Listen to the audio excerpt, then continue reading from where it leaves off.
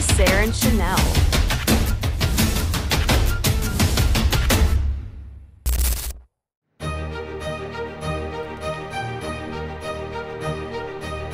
Baik, belakangan ini memang sedang terjadi kontroversi besar antara pemilihan umum dengan menggunakan sistem pemilu tertutup dihadap-hadapkan dengan sistem pemilihan umum terbuka. Sebelum saya menjawab pertanyaan itu, saya ingin menjelaskan terlebih dahulu mengenai sedikit sejarah kenapa sistem sistem pemilu yang terbuka ini, proporsional terbuka ini dipakai. Kita tahu bahwa selama Orde Baru, selama 32 tahun Orde Baru berkuasa, sejak fusi partai terjadi pada tahun 73, itu praktis yang sistem yang berlaku adalah sistem pemilu yang tertutup. Di mana pada saat itu, dari tahun pemilu-pemilu di zaman Orde Lama, itu kurang lebih 5 kali pemilu atau 6 kali pemilu itu diselenggarakan dengan sistem yang sangat tertutup, di mana rakyat memilih partai politik. Akibatnya, resultantenya adalah bahwa sistem politik pada saat itu sangat otoriter. Kita tahu pada waktu itu hanya ada 3 partai politik dan semua orang milih partai, bukan milih caleg. Dalam konteks seperti itu, lalu kemudian melahirkanlah pemerintahan yang sentralistik, yang otoriter di bawah rejim pemerintahan Soeharto selama kurang lebih 32 tahun. Nah, lalu pada tahun 1997, 1998 utamanya terjadi reformasi. Ketika terjadi reformasi, terjadi pemilu tahun 2009, ya. Pemilu 1999 pertama kalinya dilakukan secara demokratis, di mana partai politik itu bisa secara demokratis mengikuti pemilu pada saat itu. Yang terjadi adalah sistem kepartaian itu menjadi multipartai, sangat demokratis tahun 1999, tetapi sistem pemilunya masih bertahan dengan sistem pemilu tertutup pada waktu itu. Orang masih memilih partai. Tetapi itu dirasakan dalam perkembangan bahwa pemilihan dengan sistem tertutup itu tidak sesuai dengan spirit reformasi yang diperjuangkan oleh teman-teman mahasiswa pada waktu itu. Di mana reformasi itu menginginkan adanya juga perubahan mendasar dalam sistem pemilu kita. Dan salah satu yang menjadi isu pada saat itu adalah sebaiknya pemilihan umum itu orang tidak lagi pemilih tidak lagi memilih partai, tetapi memilih caleg atau calon yang berasal dari partai tersebut. Atas dasar itu, ya, kemudian terjadilah perubahan pada pemilu tahun 2004. Nah, pemilu tahun 2004 itu berasal melaksanakan sistem proporsional terbuka untuk pertama kalinya setelah Mahkamah Konstitusi memutus pada tahun 2008 yang menggunakan sistem proporsional terbuka. Karena itu untuk pertama kali sistem proporsional terbuka itu dipakai pada pemilu tahun 2000. Pada pemilu tahun 2014, ya, lalu dipakai lagi tahun 2019, 2004, 2009, 2014 dan 2019. Nah, sejak saat itu, jadi sudah 3 periode kita menggunakan sistem pemilu proporsional terbuka. Oke, kembali kepada pertanyaan tadi. Dalam kontroversi antara memilih proporsional terbuka dan proporsional tertutup dalam pemilu yang akan kita laksanakan dalam pemilu tahun depan, kita perlu melihat kekuatan dan kelemahan daripada sistem proporsional tertutup itu dulu. Ya, mengapa kita memilih keluar dari sistem pemilihan umum yang menggunakan proporsional, sistem pemilihan umum yang menggunakan sistem yang tertutup pada waktu itu. Kita tahu bahwa dalam sistem pemilihan yang tertutup itu, kita sebagai warga negara tidak dapat memilih calon yang kita inginkan. Kita hanya diperbolehkan untuk memilih partai politik, lalu partai politik kemudian menentukan. Ya, kalau dia memenuhi bilangan pembagi pemilu, partai politiklah yang menentukan siapa yang akan ditunjuk menjadi calon, menjadi anggota legislatifnya. Jadi di sistem yang lama ini, dalam sistem pemilu tertutup ini, partai sangat berkuasa. Inilah yang melahirkan sistem yang otoriter, ya, sistem kepartaian yang otoriter, yang oligarkik, yang menekankan pada pimpinan-pimpinan partai politik yang berkuasa. Mereka yang menentukan. Nah, pada saat yang sama, jika mereka yang menentukan seluruh kader atau orang yang akan bakal menjadi caleg, maka kekuasaan itu memumpun, kekuasaan itu berpusat pada pengurus partai, kepada partai politik, bukan kepada rakyat yang akan menentukan pilihan-pilihannya. Nah, itu kelemahan dari sistem kepartaian yang tertutup. Seringkali kita mendengar bahwa kita memilih kucing dalam karung. Kita tidak tahu siapa yang akan kita pilih, karena yang kita pilih hanya adalah lambang partai atau gambar partai. Saya kira sistem proporsional tertutup ini tidak kompatibel dengan sistem atau demokrasi, nilai-nilai demokrasi modern. Saya ulang, sistem partai tertutup, pemilihan dengan menggunakan proporsional tertutup, itu tidak kompatibel dengan sistem dan nilai demokrasi modern yang berkembang saat ini. Apa itu? Sistem demokrasi modern yang berkembang saat ini adalah demokrasi yang rasional. Demokrasi yang mengedepankan kedaulatan rakyat. Demokrasi yang memberi kesempatan kepada rakyat untuk mengeksersis kedaulatannya dalam hal menentukan dan memilih siapa yang akan menjadi calon-calonnya. Jadi sekali lagi, sistem proporsional tertutup ini kalau ingin dilihat secara mendalam, membawa sistem proporsional tertutup ini lebih banyak membawa dampak negatifnya bagi pertumbuhan dan perkembangan demokrasi di Indonesia. Karena itu kemudian diganti oleh Mahkamah Konstitusi tahun 2008. Lalu kita praktekkan itu selama 3 pemilu berturut-turut, tahun 2014, 2019, dan sebelumnya lagi tahun 2009. Ya.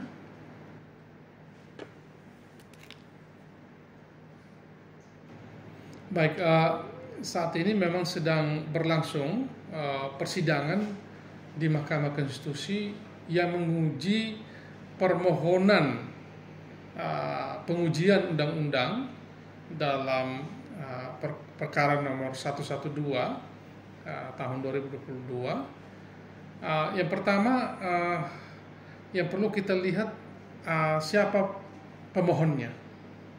Kalau kita membaca permohonannya, jelas bahwa pemohonnya itu terdiri dari 2 orang kader partai, ya, dan 4 orang warga negara perseorangan. 4 orang perseorangan warga negara Indonesia. Mereka mendalilkan bahwa sistem proporsional terbuka saat ini bertentangan dengan Undang-Undang Dasar, khususnya pasal 1 ayat 2 dan ayat 3, lalu pasal 6A ayat yang ke-3 Undang-Undang Dasar, pasal 6A ayat 2 Undang-Undang Dasar 45, lalu kemudian pasal 22 E ayat 2 dan 3 Undang-Undang Dasar 45, dan juga pasal 28 D ayat 1 Undang-Undang Dasar 45. Inti yang dipersoalkan adalah pasal 168 ayat 2 Undang-Undang Pemilu tahun 2017 itu bertentangan dengan konstitusi, bertentangan dengan Undang-Undang Dasar. Nah, di dalam pasal 168 ayat 2 Undang-Undang Pemilu tahun 2017, di sana ditegaskan bahwa pemilihan umum untuk memilih anggota DPR provinsi, anggota DPR kabupaten dan kota dilaksanakan melalui sistem pemilihan proporsional terbuka. Jadi sistem pemilihan proporsional terbuka inilah yang sekarang dianggap bertentangan dengan Undang-Undang Dasar 45. Nah, khususnya tadi pasal 2 ayat pasal 1 ayat 2 ayat 3, pasal 6A ayat 2, pasal 22E ayat 1 dan pasal 28 ayat 1 Undang-Undang Dasar 48. Undang-Undang Dasar 1945. Nah, teman-teman sekalian, apa sebenarnya inti gugatannya? Apa sebetulnya inti dari permohonan pengujian undang-undang ini? Ya, para pemohon mendalilkan bahwa sistem proporsional terbuka saat ini adalah sistem yang terlalu memberi ruang bagi kader-kader yang populer, kader-kader yang memiliki modal uang atau kekuatan finansial yang cukup, yang lebih berpeluang untuk mencalonkan diri sebagai calon anggota legislatif. Mereka juga mendalilkan bahwa dengan sistem proporsional terbuka ini, calon anggota legislatif yang mencalonkan diri itu adalah calon legislatif yang tidak atau sama sekali belum mengikuti pendidikan kader partai, tidak memiliki pemahaman ideologis yang baik terhadap partainya. Atas dasar ini, mereka merasa, para pemohon ini, bahwa sistem kepartaian, sistem pemilihan dengan menggunakan sistem proporsional terbuka ini bertentangan dengan undang-undang. Dalil yang lain yang disampaikan adalah bahwa sistem proporsional terbuka ini mahal, ya, membuat persaingan antara calon anggota legislatif menjadi tidak sehat. Lalu kalau itu masalahnya, ya, kalau masalahnya ada pada caleg yang tidak atau belum pernah mengikuti pendidikan kader, kalau masalahnya pada caleg itu belum mengikuti pendidikan ideologi dari partai yang bersangkutan, kalau masalahnya pada caleg itu adalah yang berpotensi adalah mereka yang punya uang dan populer, itu menunjukkan bahwa masalahnya bukan pada sistem pemilu terbukanya. Itu menunjukkan bahwa ada masalah internal partai yang harus diselesaikan terlebih dahulu. Karena proses pencalekan, perekrutan caleg, kalau kita lihat di dalam pasal 222 Undang-Undang Pemilu itu, di sana dikatakan bahwa yang melakukan seleksi terhadap bakal caleg atau caleg itu sendiri adalah partai politik. Jadi kalau masalahnya adalah yang dikhawatirkan adalah kader itu atau caleg itu belum mengikuti pendidikan kader, belum mengikuti pendidikan ideologi dari partainya, atau belum dikaderkan dengan baik, ya jangan pilih orang itu sebagai bakal calon legislatif atau sebagai calon anggota legislatif. Jadi saya melihat bahwa dasar argumentasi atau dalil yang dipakai oleh pemohon ini sangat lemah. Dia tidak menunjukkan sama sekali adanya pertentangan norma yang dimohonkan atau yang diujikan. Dalam hal ini pasal 168 ayat 2 Undang-Undang Pemilu tahun 2017 dengan Undang-Undang Dasar 45. Yang dipersoalkan itulah ekses negatif dari hadirnya atau diberlakukannya sistem pemilu yang menggunakan proporsional terbuka. Jadi sama sekali dalam permohonan ini tidak terlihat kerugian konstitusionalnya. Dengan berlakunya, sebetulnya yang idealnya adalah di dalam melakukan pengujian undang-undang, pemohon pengujian undang-undang itu harus menunjukkan kerugian konstitusionalnya yang bersifat faktual dan yang bersifat konkret. dia harus menunjukkan hubungan sebab akibat dari rumusan dalam norma itu yang merugikan hak-hak konstitusionalnya atau berpotensi merugikan hak-hak konstitusionalnya jika pasal itu dilaksanakan. Nah, kalau kita periksa permohonannya, sama sekali menurut saya tidak digambarkan kerugian konstitusionalnya. Yang dibicarakan adalah kelemahan daripada sistem pemilu dengan menggunakan proporsional terbuka. Kalau kelemahannya lebih merupakan ekses yang meletakkan atau menemukan bahwa kelemahan itu ada pada internal partai politik, maka yang dibenahi itu bukan sistem pemilunya, ya kan begitu. Yang dibenahi itu adalah mekanisme pengkaderan internal, mekanisme pendidikan kader, mekanisme pendidikan ideologi kader. Ini yang harus dibenahi. Ada logika yang loncat dalam dalil yang disampaikan oleh para pemohon. Itu yang pertama.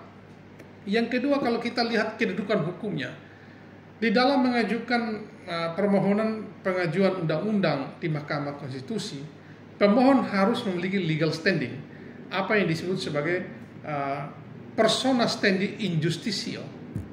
Nah, persona standi in justititia ini adalah orang yang memiliki kedudukan hukum. Nah, kalau kita lihat yang mengajukan permohonan ini adalah warga negara, bukan partai politik. Ya, sekali lagi yang mengajukan permohonan pengujian undang-undang ini adalah warga negara, bukan partai politik. Ya. Seharusnya kalau memang yang dipersoalkan adalah sistem pemilu yang menggunakan proporsional tertutup, maka partai politiklah yang paling memiliki legal standing atau legal standing in judicio, kedudukan hukum untuk mengajukan permohonan pengujian undang-undang ini. Sekalipun sebagai warga negara, sepanjang dia bisa membuktikan kerugian konstitusionalnya dari berlakunya satu norma dalam sebuah undang-undang, dia bisa saja mengajukan permohonan pengujian undang-undang. Tetapi dalam perkara akuo yang nampak secara kasat mata adalah pemohonnya adalah warga negara perseorangan, ya, dan kader partai. Lalu apa kerugian dia? Nah, ini yang saya belum melihat secara jelas selama dalam persidangan ini. Sehingga bagi saya, kalau saya hakim Mahkamah Konstitusi, saya akan mengatakan dengan sederhana, permohonan ini tidak dapat diterima karena pemohon tidak memiliki legal standing. Oke, itu soal formil. Sekarang kita masuk pada materi yang dipersoalkan. Kalau kita masuk pada materi yang dipersoalkan, apakah benar dengan pemilu yang mahal? Apakah benar dengan kader yang populer saja, atau dengan caleg yang populer saja, atau dengan caleg yang memiliki kekuatan keuangan finansial saja, atau caleg itu tidak mengikuti pendidikan kader, atau caleg itu tidak mengikuti pendidikan ideologi dengan baik di partai, itu lalu kemudian bisa diselesaikan dengan perubahan sistem kepartaian, perubahan sistem pemilu yang dari terbuka menjadi tertutup. Saya kira itu, kalau itu yang dimintakan, menurut saya salah arah. Ya, kalau kita memperhatikan dalil yang disampaikan oleh para pemohon, menjadi jelas bahwa terjadi loncatan berpikir dan kesesatan berpikir dari para pemohon secara terang benderang, oleh karena yang didalilkan itu lebih pada mengutarakan atau menggambarkan kelemahan sistem proporsional tertutup. Tapi dia tidak menggambarkan, menguraikan kerugian konstitusionalnya. Apa kerugian konstitusional pemohon secara faktual dan konkret dengan berlakunya norma dalam pasal 168 ayat 2 Undang-Undang Pemilu tahun 2017. Ya, dalam konteks seperti itu, maka seharusnya gugatan ini ditolak oleh Mahkamah Konstitusi.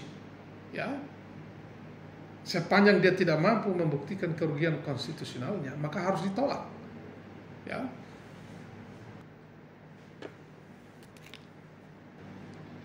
Baik, Kalau kita kembali kepada sistem proporsional tertutup, itu secara nyata-nyata telah menciderai spirit reformasi, semangat yang diperjuangkan oleh para mahasiswa yang bermimpi dan berjuang bagi Indonesia yang lebih demokratis, Indonesia yang menjunjung tinggi hak dan kedaulatan rakyat, Indonesia yang menekankan pada demokrasi yang inklusif, demokrasi yang rasional.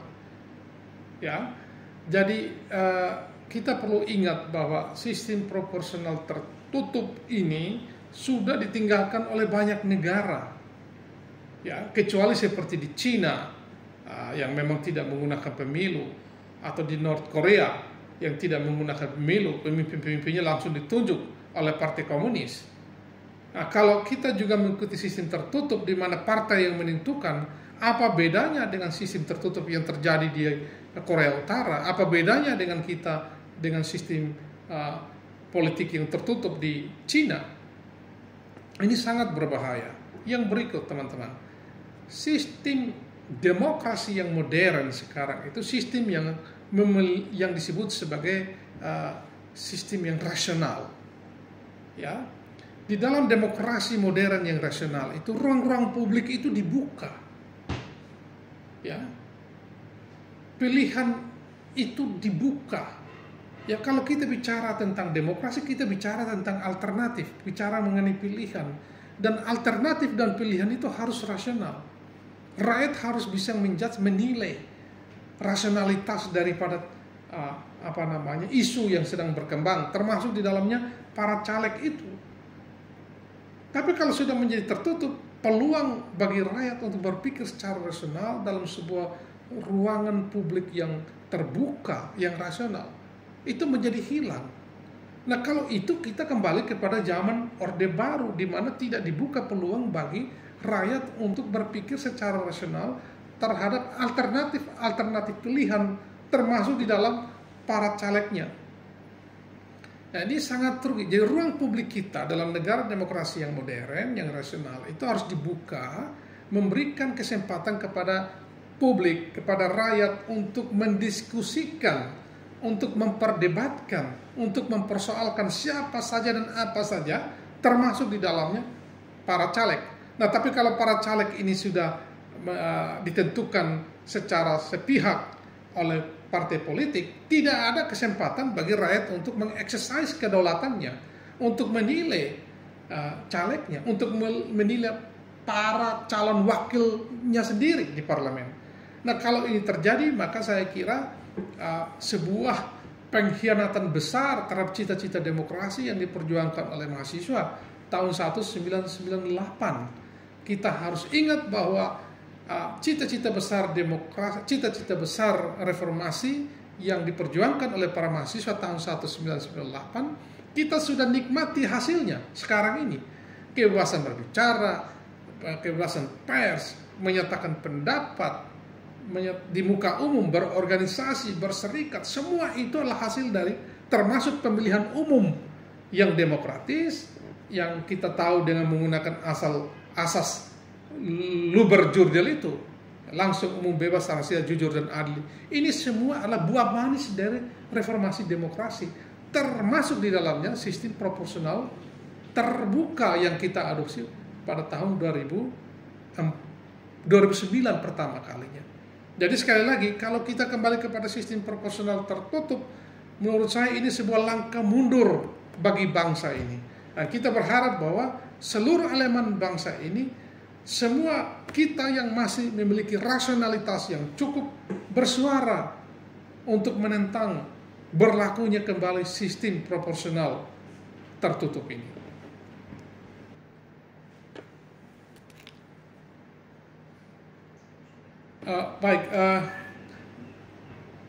Perkenalkan, pada kesempatan ini saya ingin menyampaikan harapan kepada Mahkamah Konstitusi. Kita tahu bahwa Mahkamah Konstitusi sejauh yang saya ikuti, kebetulan saya juga berpraktek dalam dunia peradilan pada umumnya dan khususnya juga dunia Mahkamah Konstitusi. Sepanjang yang saya ikuti, putusan-putusan Mahkamah Konstitusi itu sangat progresif, menggunakan pendekatan-pendekatan hukum substantif, menggunakan pendekatan-pendekatan yang mendukung penegakan konstitusi, yang mendukung penegakan kedaulatan rakyat. Itu sepanjang yang saya ikuti seperti itu. Karena itu, apalagi isu ini, proporsional terbuka ini, dilahirkan sendiri oleh MK pada tahun 2008, yang kemudian kita pakai pertama kali di tahun 2009, pemilu tahun 2009. Ini sebuah putusan Mahkamah Konstitusi yang sangat progresif, yang sangat maju, yang sangat demokratis. Nah, dalam konteks seperti itu, kita harus melihat bahwa seharusnya Mahkamah Konstitusi berpegang pada putusannya yang sebelumnya.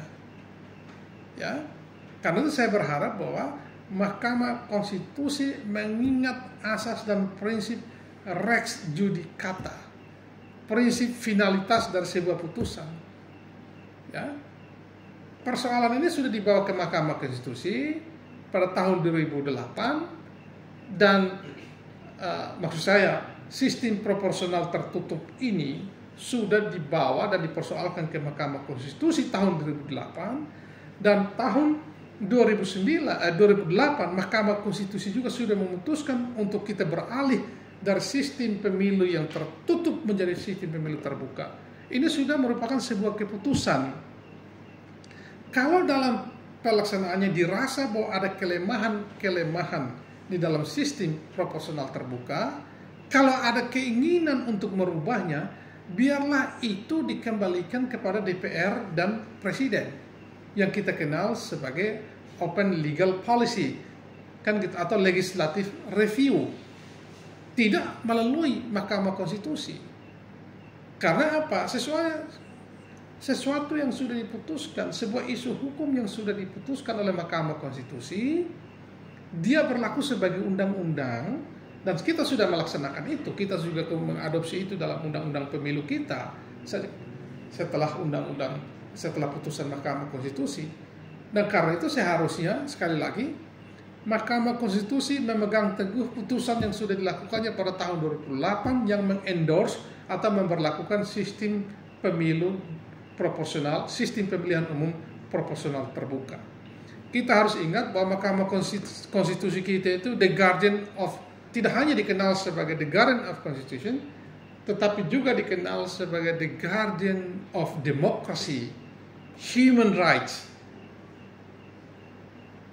Dalam konteks seperti itu, saya ingin menyampaikan pesan kepada Yang Mulia para hakim Mahkamah Konstitusi yang sedang memeriksa dan mengadili perkara ini, untuk menunjukkan sebuah jiwa kenegaraan yang tinggi dan berpihak kepada rakyat, berpihak kepada kedaulatan rakyat, berpihak kepada demokrasi yang rasional, berpihak kepada sistem pemilu yang demokratis, yang memberi rakyat peluang untuk menentukan calonnya secara demokratis, bukan sebaliknya mengkhianati buah-buah reformasi, bukan sebaliknya mengkhianati kedaulatan rakyat, bukan sebaliknya mengkhianati prinsip-prinsip negara demokrasi modern yang rasional itu. Terima kasih.